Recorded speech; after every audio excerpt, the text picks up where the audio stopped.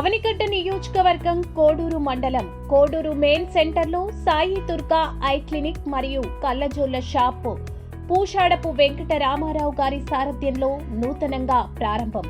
కోడూరు మండల ప్రజలు ఈ సదవకాశాన్ని సద్వినియోగపరచుకోవాలని కోరుతున్నాం. మా క్లినిక్ సెంటర్ నందు అనుభవజ్ఞులైన కంటి నిపుణులచే కంటి పరీక్షలు నిర్వహించి నాణ్యమైన కంటి అద్దాలు సకాలంలో సరసమైన ధరలకు ఇవ్వడం మా ప్రత్యేకత. మా బ్రాంచీలు అవనిగడ్డ, కోడూరు, నాగాయలంక, ఎదురుమొండి, చిన్నాపురం, హైదరాబాద్. పెన్షనర్ల ఆకాంక్షలు కూటమి ప్రభుత్వం నెరవేరుస్తుందన్నదని నియోజకవర్గం యువ నాయకులు మండలి వెంకట్రావు అన్నారు. బుధవారం అవనిగడ్డలోని పెన్షనర్ల కార్యాలయంలో పెన్షనర్స్ దినోత్సవం ఘనంగా నిర్వహించారు. పెన్షనర్ల సాధకుడు డిఎస్ నకారా చిత్రపటానికి పూలమాలలు వేసి నివాళులు అర్పించారు. ఈ సందర్భంగా వెంకట్రావు మాట్లాడుతూ పెన్షనర్ల అసోసియేషన్ పెద్దలు పెన్షనర్లకు అందిస్తున్న సేవలు అభినందనీయమని, పెన్షనర్ల కోరికలను కూటమి ప్రభుత్వం సానుకూలంగా పరిష్కారం చేస్తుందన్నారు. ఈ సందర్భంగా అసోసియేషన్ అధ్యక్షులు ఎం రామకృష్ణ, కార్యదర్శి అబ్దుల్ అజీజ్ ఆధ్వర్యంలో వెంకట్రామ్ పెన్షనర్లను ఘనంగా సత్కరించారు. ఈ కార్యక్రమంలో tahsildar Naga Malleswararao, CI Yuvakumar, State Bank BM Naresh Chand, association పెద్దలు పాల్గొన్నారు. గత సంవత్సరం వచ్చినప్పుడు ఈ హాల్ చూస్తే ఈరోజు చూస్తే చాలా మారుతుంది. చాలా ఇందులో కూడా రాయటం జరిగింది. ఆ వివరాలన్నీ కూడా దాతలు, అదే విధంగా ఎవరైతే కొంతమంది పెన్షనర్స్ కూడా వాళ్ళు ఇచ్చి దీనంతటి కూడా బాగు చేసుకునే పరిస్థితి ఈరోజు మీకు చేసినందుకు అందరికీ కూడా కృతజ్ఞతలు తెలియజేస్తున్నా, ధన్యవాదాలు తెలియజేస్తున్నా. అదేవిధంగా ఈ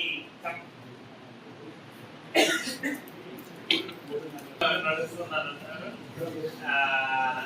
ఈ కమిటీ వాళ్ళని కూడా నేను అభినందించదలుచుకున్నాను. ఈరోజు అధ్యక్షులు కానీ అటు సెక్రటరీ గారు కానీ వీళ్ళు కూడా, ఎందుకంటే ఈ పెన్షనర్స్ కి ఎక్కడ ఏ సమస్య ఉన్నా కూడా వారి నిరంతరం కూడా వాళ్ళ తరఫున అటు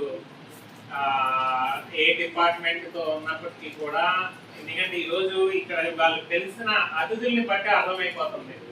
ఒక పక్కన సిఐ గారిని పిలిచి జరుగుతున్నటువంటి ఈ సైబర్ క్రైమ్ల గురించి, వాటి గురించి అవన్నీ కూడా, ఎందుకంటే చాలా పెరిగిపోయినాయి ఈరోజు. సైబర్ క్రైమ్ టెక్నాలజీ పెరిగాక మరీ ఎక్కువైపోయింది. ఈ రోజున ఎవరికి గూగుల్ పే చేయాలన్నా భయం వేస్తున్న పరిస్థితి, అది ఎక్కడ ఇదైపోతుందో అని అటువంటి పరిస్థితి ఉంది.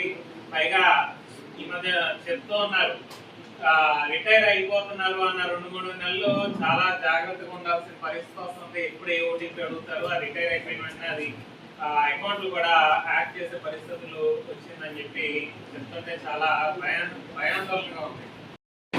అదేవిధంగా తహసీల్దార్ గారు, ట్రెజరీ ఎస్పీఓ గారు, దాని తర్వాత బ్యాంక్ నుంచి బ్యాంక్ మేనేజర్ గారు, వీళ్ళందరినీ పిలిచి మీకు ఏ సమస్యలు ఉన్నా వాటిని పరిష్కరించుకునే విధంగా ఆ డిపార్ట్మెంట్ల అందరినీ కూడా ఈ రోజు పిలిపించారు. అదేవిధంగా మన శాసనసభ్యులు మండలి బుద్ధప్రసాద్ గారు కూడా రావాల్సింది, కానీ దాన్ని చెప్పినట్టుగా వారు రాలేకపోయారు. లేదంటే మీరు పిలిచిన అతిథులు బట్టే మనకు అర్థమైపోతుంది మీరు ఏ విధంగా పనిచేస్తున్నారు ఈ కంపెనీ అనేది కూడా ఈరోజు క్లియర్ గా అర్థమైపోతుంది. అజిత్ గారు అయితే పోట్లాట్ పెట్టుకుంటారు. అందరితో మన శాసనసభ్యులు మండలి బుద్ధప్రసాద్ గారు ఉంటారు, లేదంటే నేను ఉంటాను. మీకు ఏది ఉన్నా కూడా మీకు అండగా నిలబడతామని చెప్పి సందర్భంగా తెలియజేసుకుంటూ, అదేవిధంగా మీ అందరికీ కూడా తెలుసు ఈరోజు రాష్ట్ర ఆర్థిక పరిస్థితి మరీ దారుణంగా ఉంది. ఎంత అప్పుల్లోకి వెళ్ళిపోయింది గత 5 సంవత్సరాల్లో, ఎటువంటి అభివృద్ధి లేకుండా అనేది మీ అందరికీ కూడా తెలుసు.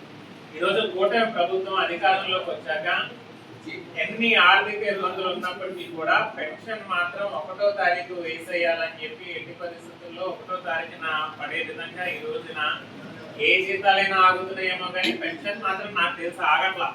కాకపోతే మీకు ఏంటంటే డిఏలు, దాని తర్వాత డిఆర్లు అవి కొన్ని పెండింగ్ ఉన్నట్టున్నాయి. అదే వివరించారు ఆయన. అయితే కొన్ని ఆర్థిక పరిస్థితుల వల్ల కొన్ని ఆలస్యం అవుతూ ఉంటాయి. తప్పకుండా రాబోయే రోజుల్లో కూటమి ప్రభుత్వం అన్ని కూడా దృష్టిలో పెట్టుకుని ముందుకెళ్తారని ఆశిస్తున్నాను. నేను తప్పకుండా మీకు అండగా ఏ సపోర్ట్ కావాలన్నా మీకు ఉంటానని చెప్పి సందర్భంగా తెలియజేసుకుంటూ, ఈ అవకాశం ఇచ్చిన పెద్దలకి మరొకసారి ధన్యవాదాలు తెలియజేసుకుంటూ సెలవు.